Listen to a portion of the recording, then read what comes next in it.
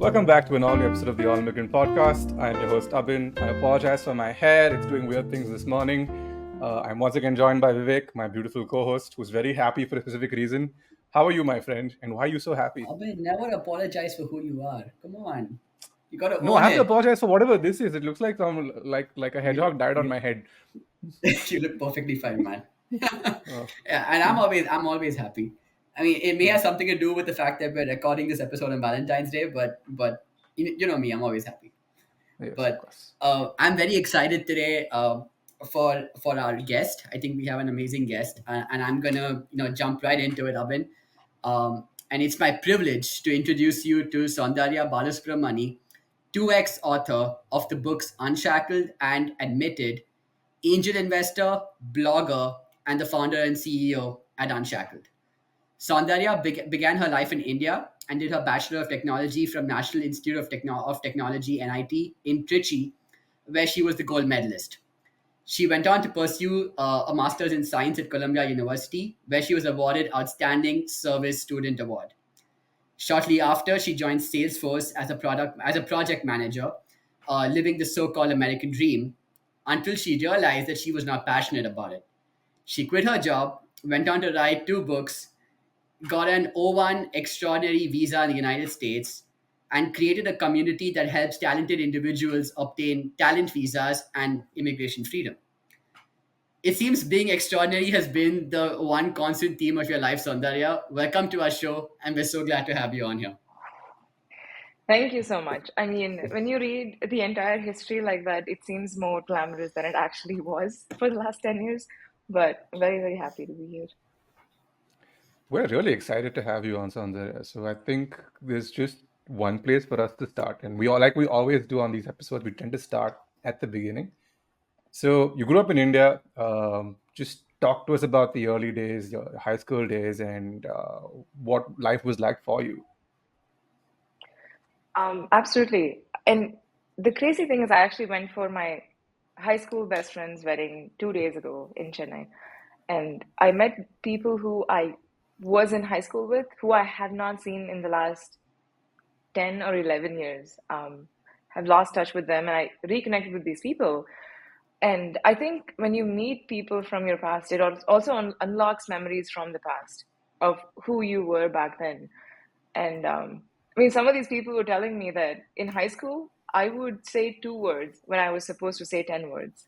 So I was extremely quiet, reserved, reticent, scared of talking to people, very, very introverted. I still am introverted, but I think I've learned how to be in social situations now and be extroverted if I want to. But I think all of this is because I grew up in a very small suburb north of Chennai, about 15 kilometers north of Chennai, called Patravakam. And that's where I spent the first 13 years of my life. It was very idyllic, very quiet, not much going on there. I don't even think there was a movie theater in that place where I grew up. Or yeah, I don't remember seeing like a movie in a theater until I came to Chennai, main Chennai. Um, and it was very, very happy. So then I moved to Central Chennai when I was 13 years old for my brother's college, and eventually went to NIT for my undergrad. And so I think the word to describe like different parts of the teenagers until 20 is quiet, idyllic, and then very chaotic for a while in Chennai. And then high school was really fun with my friends. And finally, undergrad was busy, but also very lonely. We don't have to get into that, but I do like think of undergrad as one of the most lonely 4 years of my life. I mean, there's a lot of change there, right? You started off in a smaller city. There was a big city there. Then you came to New York City, right, which is one of the biggest. Um, was there some getting to Columbia University and getting to the US, right? Was this something you always wanted to do? Was it something you intended to do? And how did that experience of, or how did the transition or that decision to move to the US come to be?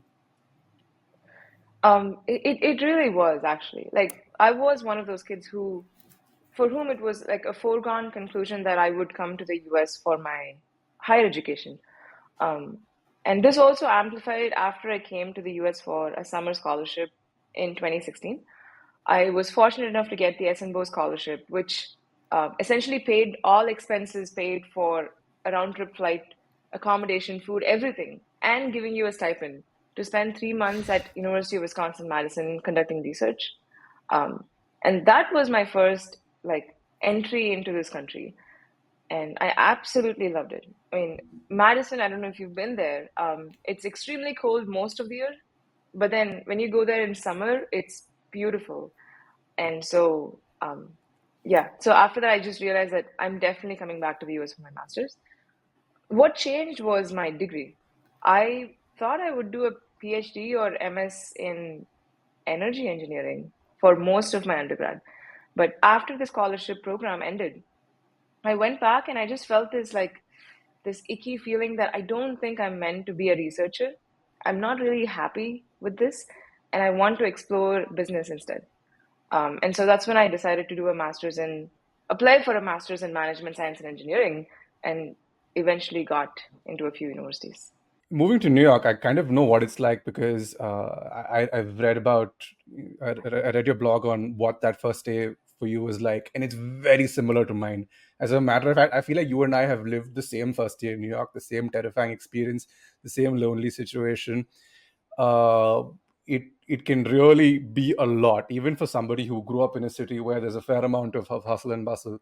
So what was that? What was your experience living in the city like? Not just your first year, but like over your time in New York, condensed into a little bit.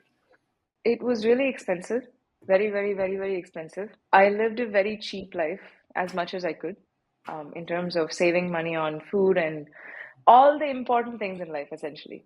So I essentially spent $100,000 on college, but I was trying to save a few dollars a day on food, which makes no sense. But I think that's the student mentality in the beginning. It was very busy. I think I slept at 4 a.m. almost every day for those 16 months and then woke up at 10 a.m.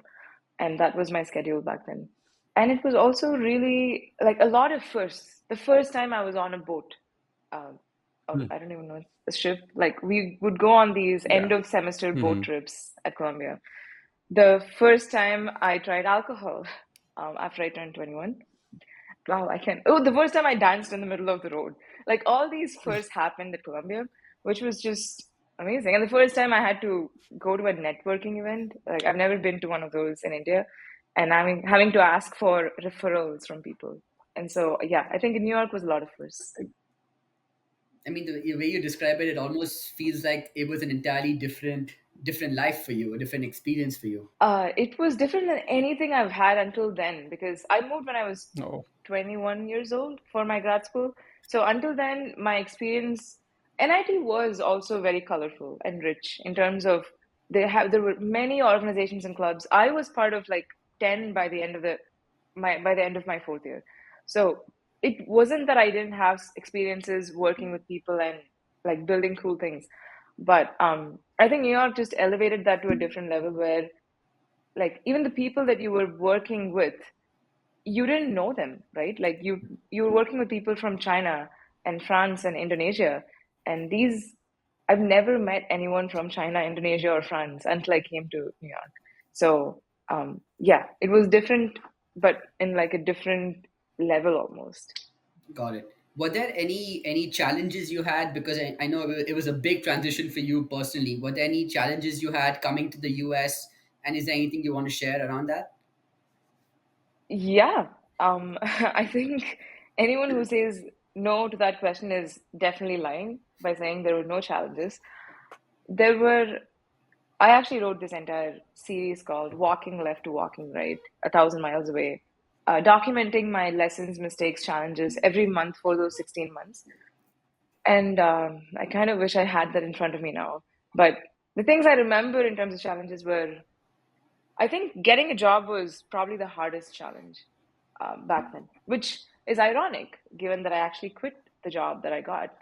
But back then, though, finding an internship and getting a job was like, I think if you think of your thoughts as like a solar system, that was the sun that took up all of my effort.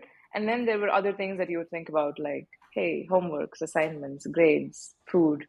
Um, that took a lot of time. And I also think it took a lot of time for me personally because I was switching from research to management. My resume had things like writing papers on biofuel generation or like doing research at laboratories that has nothing to do with product management. And so I had to essentially cut out everything, most things I'd done until I was 21 years old, and add new things to add in the resume in those 6 months that I had. So that also made it a lot harder. And I don't blame anyone for rejecting me because they had no reason to also choose me at that point. It's often the question, right? You recently we talk about visas and stuff, right? And I always tell someone who's many of my friends are most of my Indian friends are on visas. That's just how it is, right? But and we always talk about this, and I always say, look, you got to find a way to make yourself irresistible, because if they have an option between somebody who has a visa and someone who doesn't have someone who needs a visa, someone who doesn't need a visa, and all their skills are the same, which rational human being is going to pick the one where you have to go and do a sponsorship, right? So you got to either find a way to differentiate yourself to be better, or you can it's very easy to go into a hole and say you're a victim, and it's true, you probably are, but the fact is that's not going to change the outcome, right? That you are going to be where you are unless you do something to make your life a little better. Yeah, and I think what you just said, I don't remember where I wrote this, but I wrote this sentence that the solution to immigration is to stop complaining about the problem, first of all. That's not going to help you. It's not going to help anyone around you who might probably get fed up of you complaining after a while. Yeah. And it's certainly not helping the community. But I also think I don't blame people for doing that. I did that for a while. Me too. Right. And we all did. Yeah. Rightfully so. Yeah. At some point, though, you realize that it's very counterproductive. So Yeah. So you mentioned getting the job and then quitting the job. So I mean, we all have had that moment where we try to fit a square peg into a round hole. Uh, and it sounds like Salesforce was that way for you. So what was the reason that you decided to choose solopreneurship over a corporate job, and walk us through what was going on in your head at that point? it's hard to answer this very briefly because what really made me quit was not just waking up one day and feeling like, oh, this is not right for me, but a consistent feeling that I kept having over a period of 2 years or 2.5 years by the time I quit Salesforce. So it certainly wasn't a new thing. And secondly, I journaled a lot. I mean, I still journal a lot. And this is one of my meta skills that I've been doing for a very long time. Highly recommend anyone who's watching this to do it as well.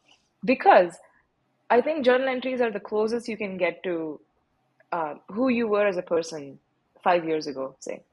And so when I look back on those journal entries from 2019, 2020, 2021, especially 2019 and 2020, I could clearly see that I was extremely unhappy at this job.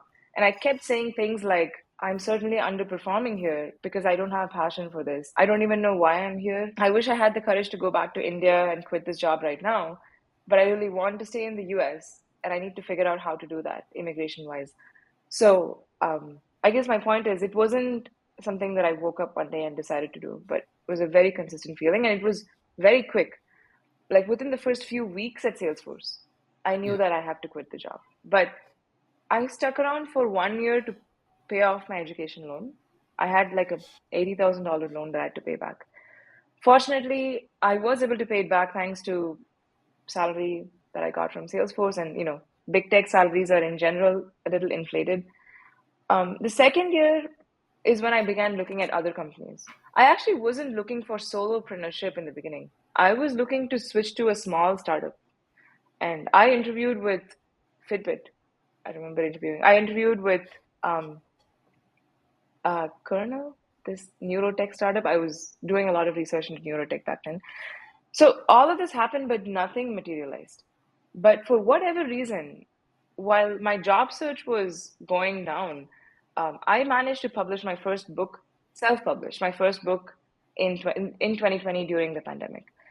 And I think that's what gave me the sense that maybe, I had so much fun and this brought so much meaning to me, creating this book, that I should quit my job to focus on writing books as a living. and not just as an avocation.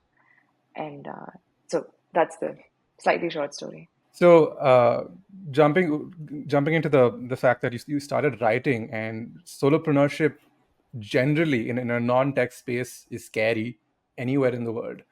Doing it on a visa is more scarier because you're suddenly combated with not just the idea of being successful, but you kind of have to, you find yourself in a position where you need to stay in the country. What were those initial days like for you?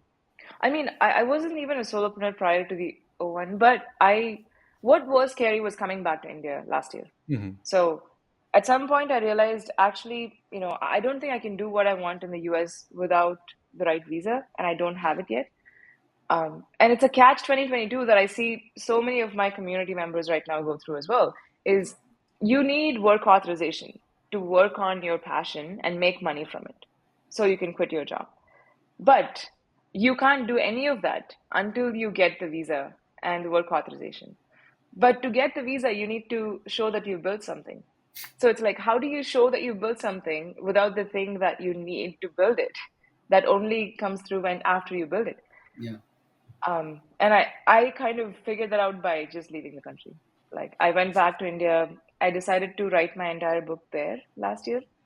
I finished that. I built the Unshackled Club online community for talent visa aspirants from there, and did a bunch of other things, and finally filed my O1 a second time.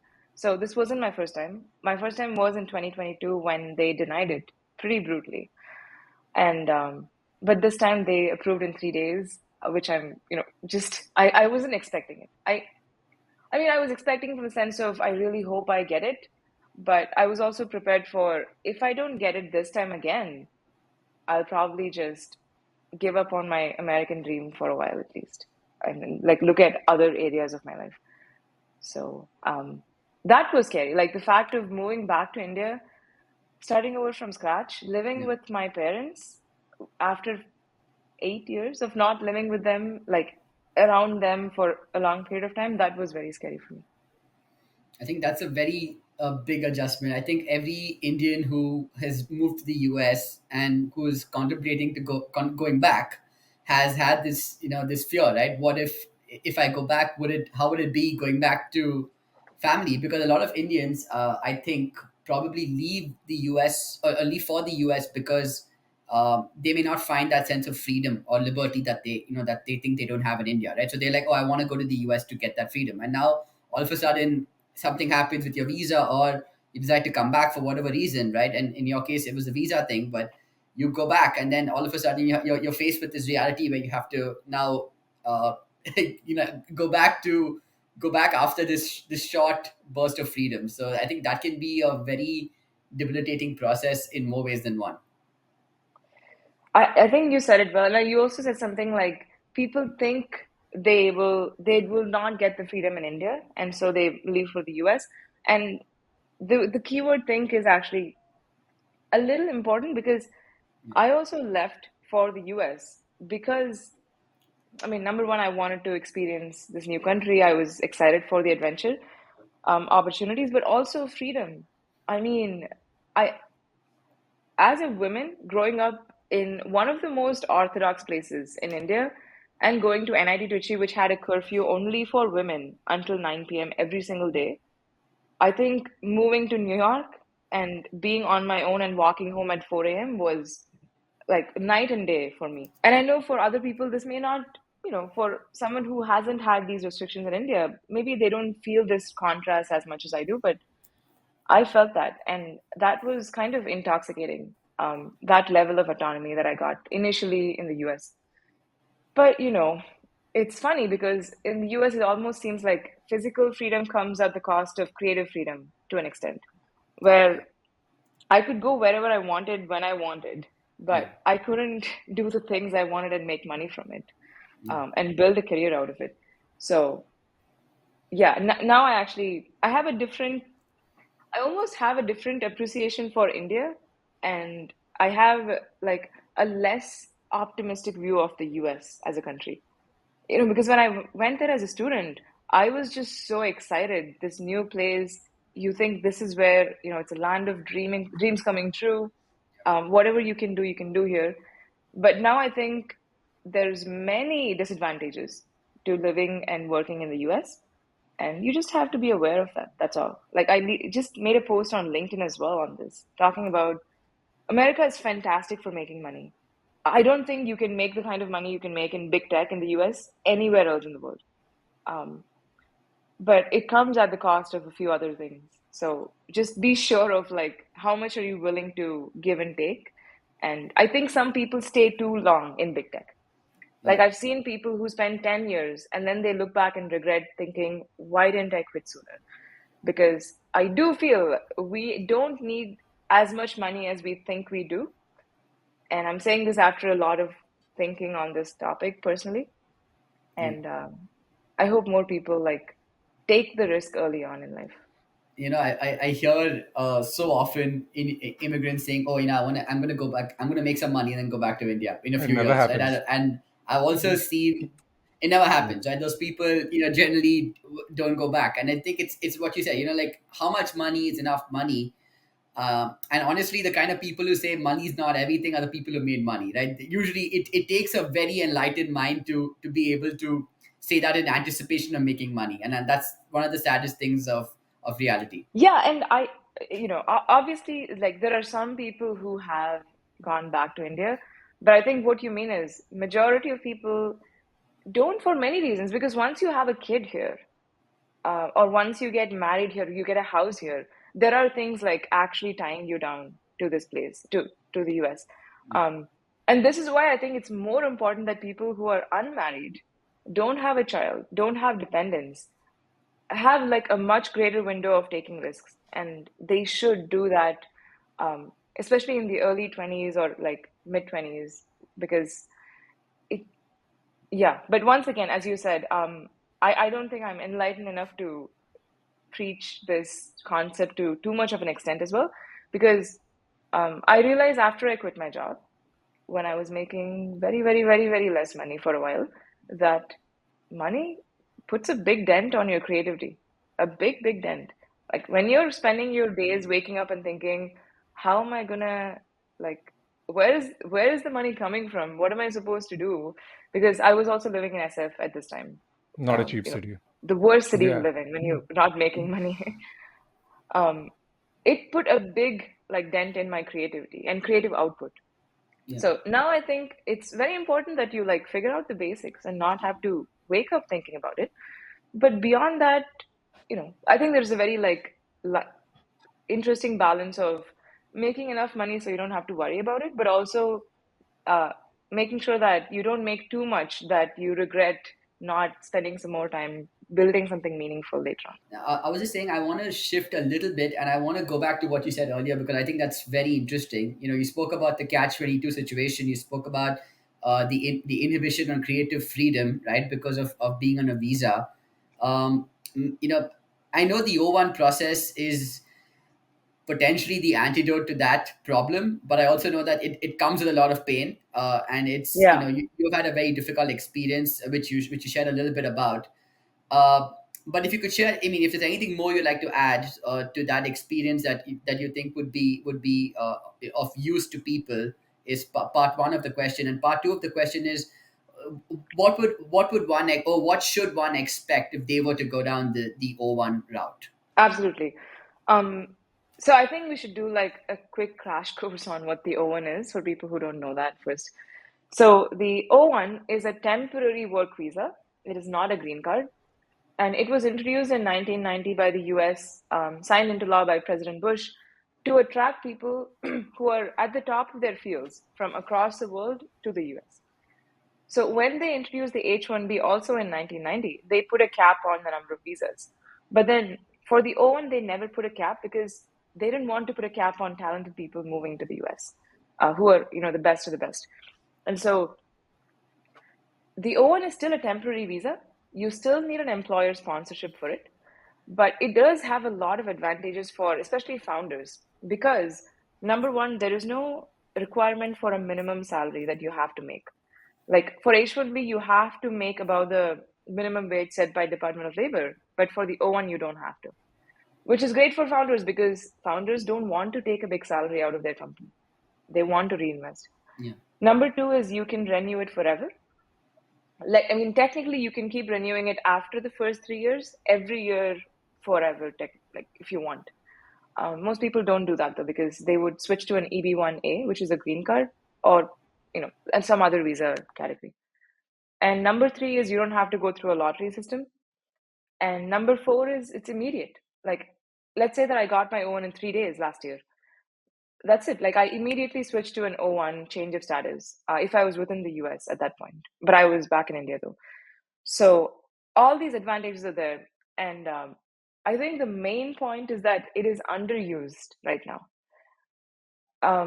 This was someone from the USCIS who told me that in 2022 and in 2023, less than 5,000 people from STEM fields applied for and got the O1 visa.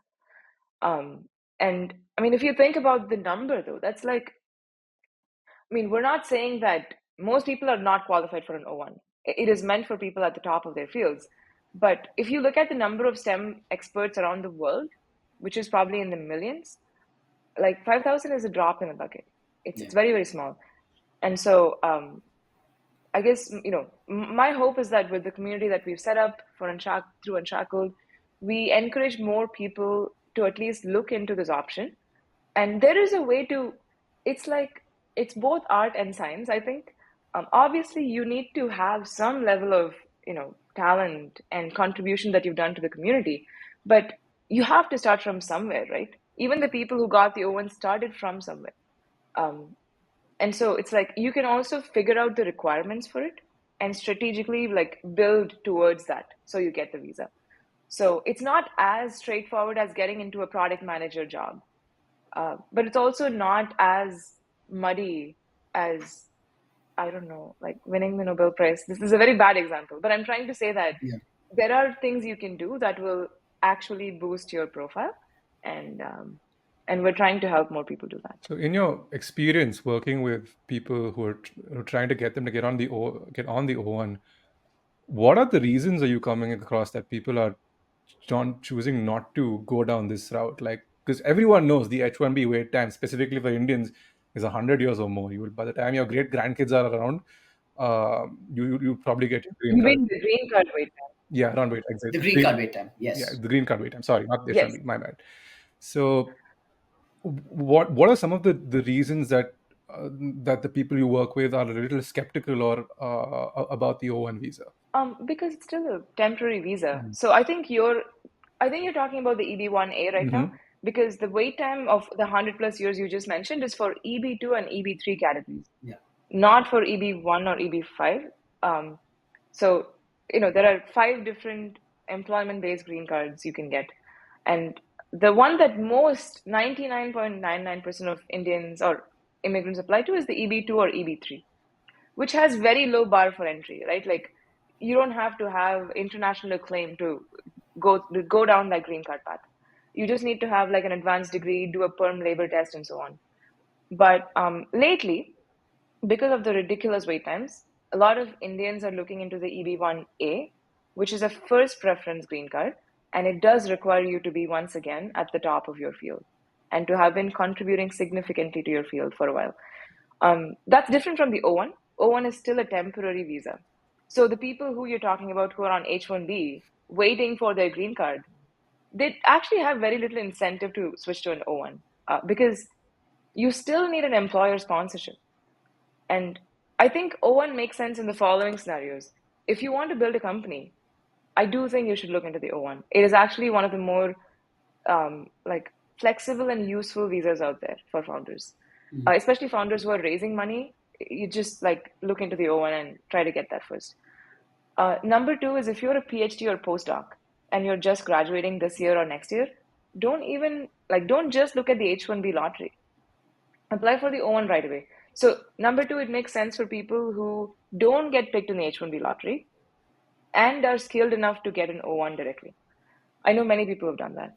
And number 3 is someone who wants to work for multiple employers at once.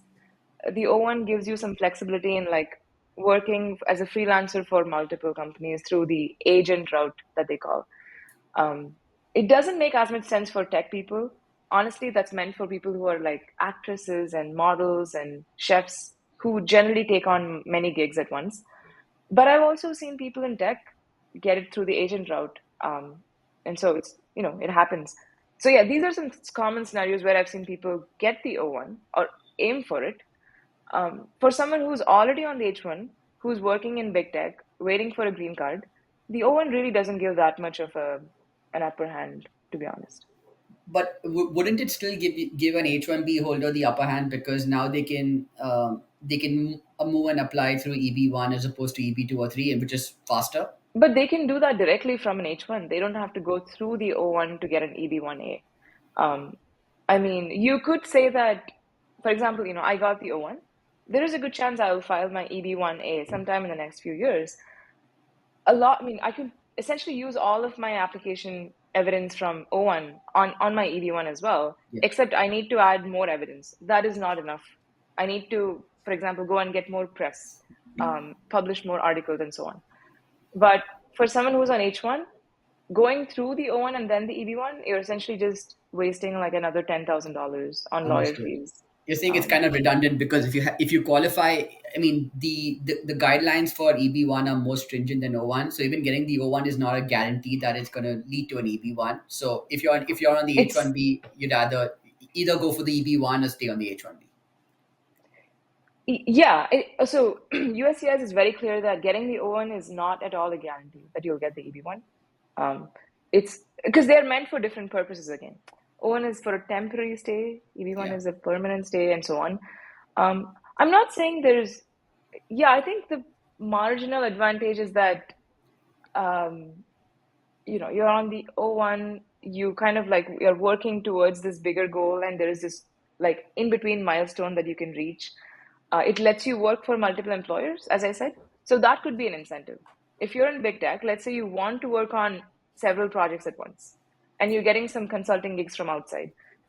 That in that case, it might make sense to actually file an O1A agent visa, because then you can do these other things at once.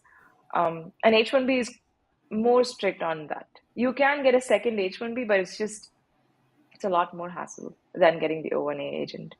So yeah, hopefully that helps demystify some of the questions people might have had around why even apply for an O1 when you can directly go for the EB1. But Yeah. as I said, for people coming out of college, I highly recommend don't just look at the H1 as your option. Look into the O1, especially if you have a PhD or a postdoc. Yeah. No, that's very well summarized. Yeah. I have a question. So you mentioned a little while back. You said that you are thinking about applying for the EB1A, but sometime down the line. Um, Yeah.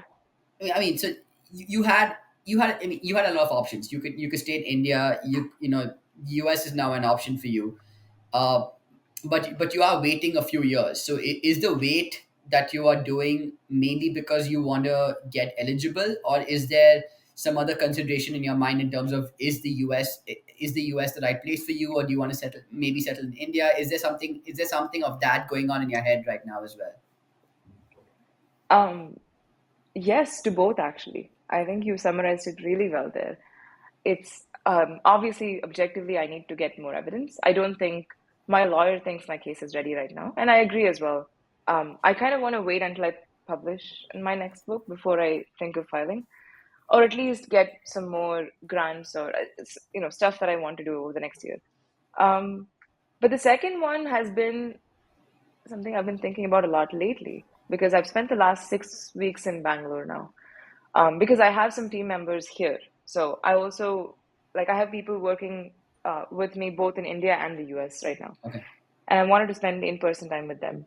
Um, I don't know. I don't know at what point you decide that you should get a green card, because getting a green card also means you must spend 6 months in the US every year for 5 years, I think, until you get your citizenship. I'm not Yeah. really sure of that though.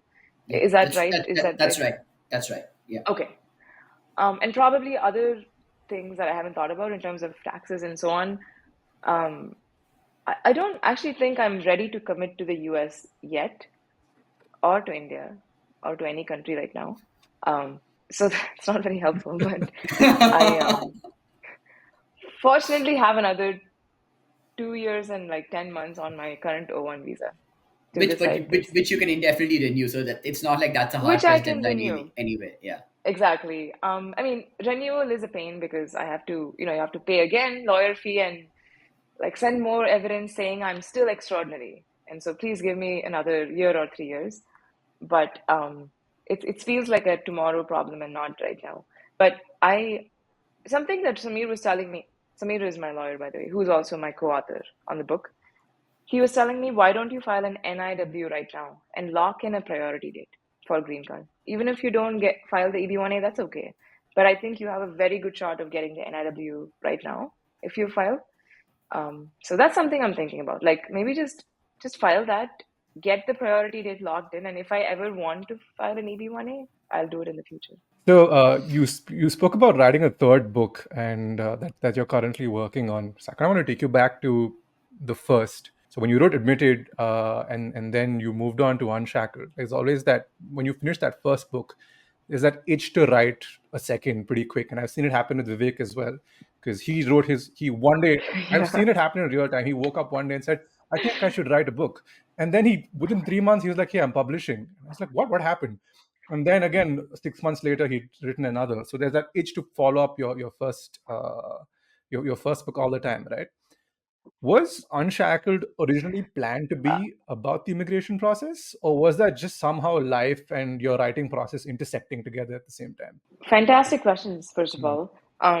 And I think Vivek is definitely an exception in the fact that he wrote it in 3 months and published in It three was very months. bizarre. As But somebody I around the situation, it was very, very, very weird. yeah, uh, the itch to write is 1000% there. I mean, I actually have been writing the third book for the last 2.5 years, but writing in the sense of capturing ideas as and when they come to me in my Rome research workspace that I use. Um, but in terms of after publishing Admitted, honestly, I knew I would write a second book at some point in the next few years. I did not think it was going to be Unshackled or on the immigration system. I was actually working on a book around work-life balance, which I guess Vivek, you said you also wrote on self-help. That yeah, my first For book. Was it on work-life balance? It was not That work life would be a balance. bit crazy. It was about finding balance in your life and identifying what balance means to you. Oh my God, that sounds so similar to what I was thinking about. So all the first half of 2022, I spent so many hours and days researching on this topic, reading papers and writing manuscripts, not manuscripts, but drafts and so on. And it didn't really go anywhere. Like I didn't feel the momentum, or the momentum kind of went down with time. And around the same time, I got the O1 denied. And so there was this like interesting thing that happened around May and June of 2022, where I was working on this book on balance. I called it Project Balance. And I'd made some progress. It wasn't nothing. But then I got it denied, this visa. And I was talking to my mentor, Rajesh Sethi, on a call one afternoon on Friday. And I was telling Rajesh, Rajesh, now I feel like I want to write, even though I didn't get the O1 myself, I still want to write about this because I went through this process. I have a pretty good knowledge of just the requirements and such, and I want to talk about this. And he said, why don't you? Like, why don't you email your email subscribers and just tell them that you're thinking of writing a book on immigration? Ask them what questions they have, see if there's any appetite in the market. And so that's what on June 22nd, 2022, sorry, June 16th, 2022, which was a Friday, I sent an email to 2,347 people at 6:30 p.m. on a Friday, just saying something like a book on immigration to help people like you. And in that, I just wrote like a 4-sentence email saying, hey, I'm thinking of writing this book with a lawyer. What are your top 3 questions? Hit reply and send them back to me. And over the next 24 hours, like 75% of people opened that email on a Friday evening. And I think I got 100 responses over the next few days. It was not just like one-line responses. There were people who wrote passages talking about how immigration has been a huge barrier for them like either for their creativity, for their freedom, for their family. And that was a turning point. I realized that I think I'm in a unique position to write this book. I've gone through the experience myself. I have done a lot of research. I'm a decent writer, and I'm good at breaking down complex topics in a way that is very understandable and almost fun to read. And so that's how Unshackled happened. Wow, that's awesome. You know, I mean, you touch upon this moment a couple of times. When your first O1 got denied, that was probably one of your lowest lows in the recent past, right? How did you how did you take that? How did you handle that?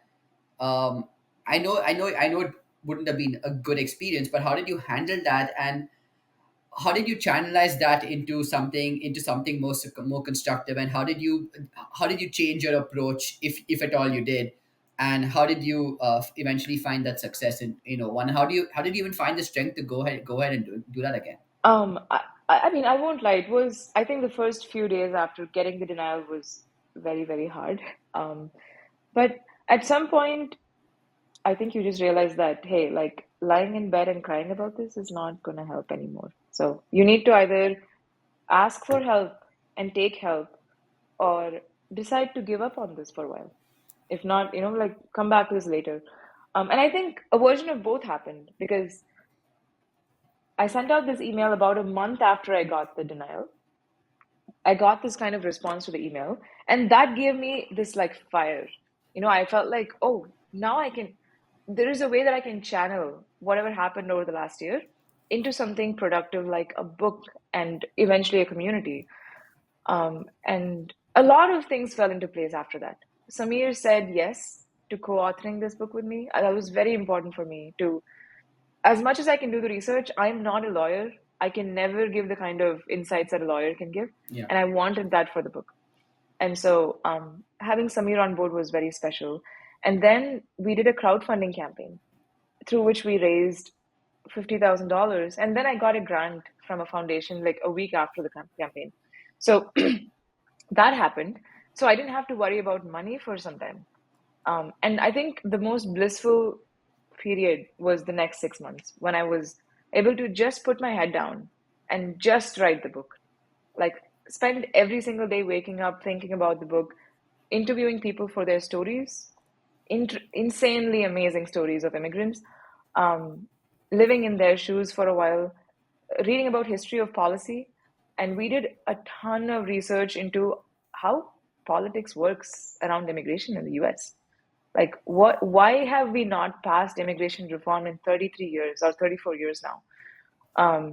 And so it was amazing. Like, I mean, I think you've written 2 books, so you understand. There is just this intense bliss that I had in those 6 months of writing Unshackled, and I can't wait to. I think it's a high. I think you chase it for the rest of your life as you write more books. And yeah, I can't wait to start writing the next one soon.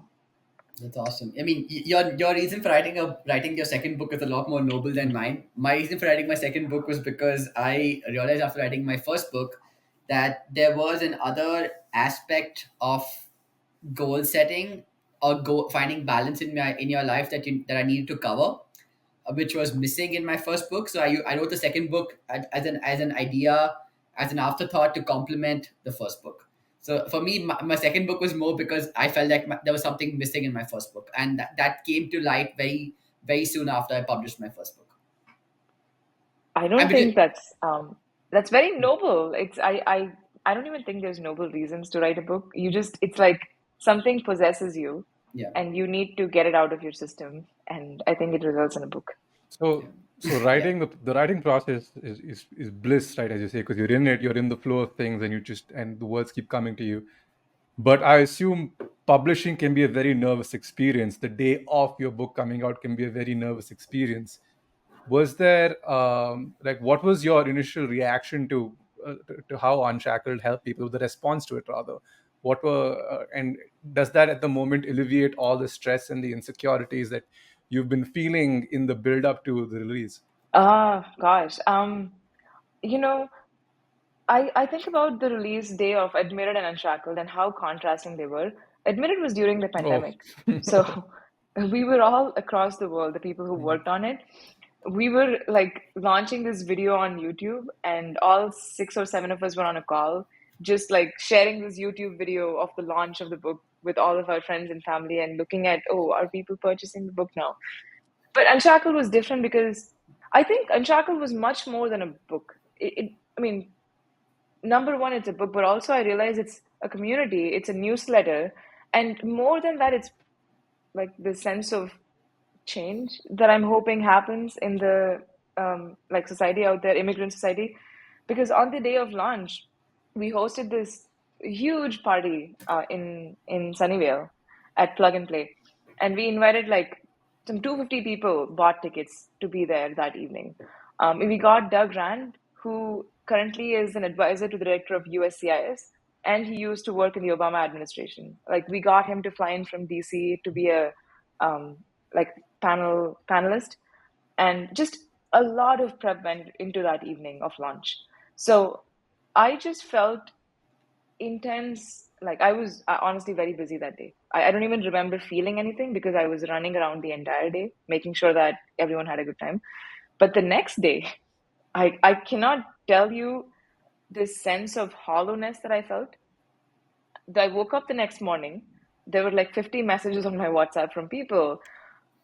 I didn't even look at my phone the entire day or anything. I was like lying down in bed, staring at the ceiling and thinking about, oh, what next? Like, what's going to happen now? Because you reach the milestone that it's like climbing a mountain you've been Yeah. climbing for a Mhm. year. It's over. What do you do now? What's next? And I think a lot of people feel that way who reach their next big milestone. Um, and it took a few weeks to kind of figure out where are we going next from here now that this is over. Um, and yeah, sorry, I think I answered a different Don't worry question about than it. It's what you fine. just It's asked me. fine. But what was scary was logistics. I had to figure out international logistics. How do you move thousands of books from India to US? How do you get it through customs? How do you get it from the airport to your house or from the shipping container to the warehouse? That was that was very stressful. I won't lie. Like that was very stressful, and I actually wasted $1,000 because I was delayed by one day in getting the books from the airport to my house. And apparently, every single day you keep the book in an airport, they charge like $500 extra.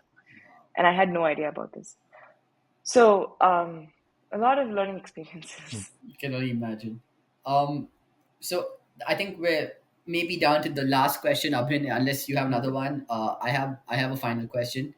Um, so this is more for the people listening. Your LinkedIn profile banner says, and I quote, "I help you secure a talent visa in America." So, what are the nature of services that you provide to immigrants, and where can they find you after this episode? Great question. I think the number one service is that we have a community, unshackled.club, that's the URL, where we have about 350 O1, EB1, and NIW, National Interest Waiver aspirants in there. Um, and so if anyone who's listening to this wants to get their O1, EB1, NIW, then I would recommend checking out the community and becoming a member. Number two, if you're a student listening to this and you're about to enter the workforce, please purchase at least the Kindle version of Unshackled, because like just knowing all the options you have before you enter the workforce, you will make far better decisions than someone who doesn't know these. Because we cover every single option you have to work, to start companies, and to settle down in the US. And number three is if you just want to be updated of breaking news that's happening in the immigration world, which now that Trump has entered the landscape, it might happen more often than you think. Then we have a newsletter that we send out every week. We spend like upwards of 5 hours curating and looking at what's happening out there. So you don't have to spend that time. So just join the free newsletter that we have. And sorry, all of this is on readunshackled.com. Readunshackled.com. Wow. Well. I think this is the end. Thank you, Soundarya, so much for joining us as a guest. I really enjoyed our conversation. It was I mean, for me, it was something that was very new. I had no idea about the O1, so purely from an education standpoint, it was phenomenal. Yeah. Also for me, like when I'm listening, I'm always trying to take something from this conversation that's relevant to my life. And I think for me that the two things which were maybe more metaphorical and representative of what you said, one is just the presence of this visa itself, right? And I mean, as an immigrant in the US, you tend to become at least what you think an expert in immigration, right? But I think the one learning that the learning I had was, it's so important to not. I mean, we all travel with these blinds, these horse blinds, right? It's so important to explore alternatives. So I spent a large part of the last 5 years thinking I knew everything about immigration, and clearly I didn't. So it's very important, no matter how much you think you know about something, to keep exploring alternatives, keep pushing the boundaries. So for me, that was my first takeaway. And my second takeaway was what you said about when the O1 first got rejected, you were able to channelize your failure into focus. And I think that for me is also a very important lesson. Because failure is inevitable, it's a part of life, but it's so important to channelize your energy into something constructive, because that's what differentiates the thought the path between failure being a stepping stone and failure being the thing that gets you completely down. So for me, those are my personal takeaways, in addition to the education behind the O1. So thank you so much for being a guest with us. Thanks so much for listening and asking all these great questions.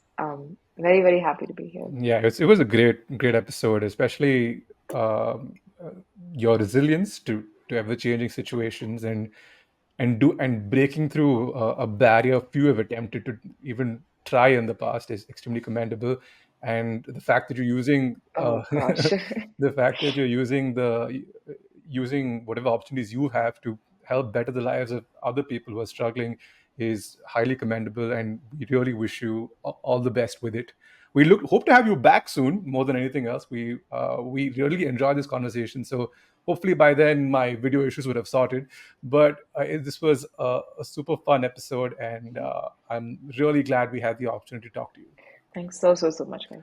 All right. I think that's us, guys, for this week's episode. We'll be back next week. Please do like, share, and subscribe to the episode and to the podcast. If you have friends that are looking for any advice on the O1 visa, we know a person, so definitely reach out to her. We leave her links in the description below. Right. So until then, take care, and we'll see you soon.